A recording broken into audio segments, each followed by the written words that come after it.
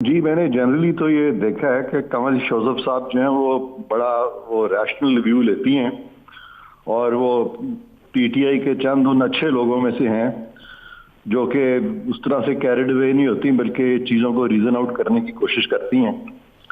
लेकिन मुझे महसूस ये हो रहा है कि इस सारे मामले में ग़ालिबन उनको सही तरीके से समझाया नहीं गया या ब्रीफ नहीं किया गया।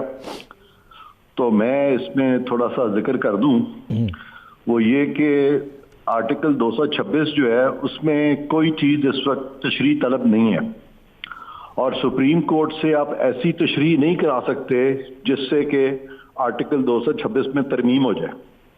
आर्टिकल 230 से 39 है कॉन्स्टिट्यूशन का, वो उसके तहत ये जो भी तरमीमी आर्टिकल्स हैं हमारे, तो वहाँ पे एक तरीका कार किया हुआ है आइन की तरमीम करने का।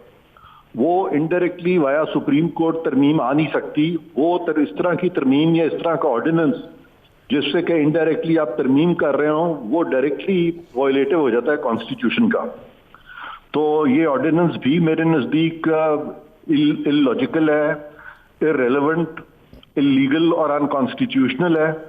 और बिल्कुल इसी तरह से ये जो रेफरेंस सुप्रीम कोर्ट में गया है, ये रेफरेंस सुप्रीम कोर्ट के डिसाइड करने का ही नहीं है, क्योंकि ये ऐसा मामला है जो कि इलेक्शन कमीशन को देखना है।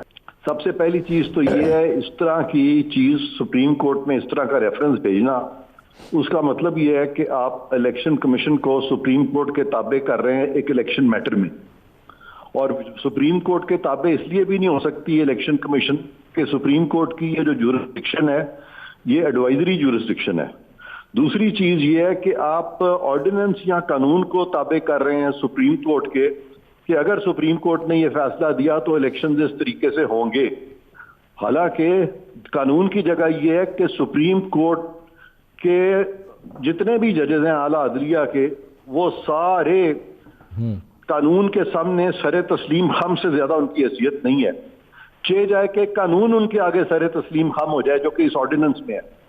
तो ये बहुत बड़ा सुकम है। मैं समझता हूं कि इनकी जो टॉप एलीट है उनको बिल्कुल इल एडवाइस किया गया है और उनको गालिबन इस चीज की समझ भी शायद नहीं आ रही थी। मैं आता हूं इरफान कादिर साहब को करता हूं कि कंवल शोज़फ़ साहब जो है, साहिबा जो है, वो इनको एक्सप्लेन करेंगे सारी बात, ताकि ये रेफरेंस भी वापस मुझे इजाजत दें, मैं बता दूं, मैं सेकंड सिर्फ मैं एक जुमला कह दूं इरफान कादिर साहब से, बल्कि पूछना चाहूंगी।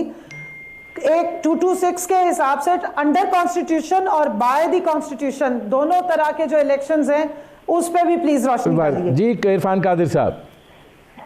जी इस पे सुप्रीम कोर्ट जो है उसको आर्टिकल 226 के जो भी डायरेक्ट टेनर है जो साफ तौर पे लिखा हुआ है उसी को इम्पोज करना पड़ेगा और यही कहना पड़ेगा कि मां सवाए 2 इलेक्शंस के, यानी वजीर आजम और वजीर आला के तमाम इलेक्शंस जो है वो सीक्रेट बैलेट से होंगे।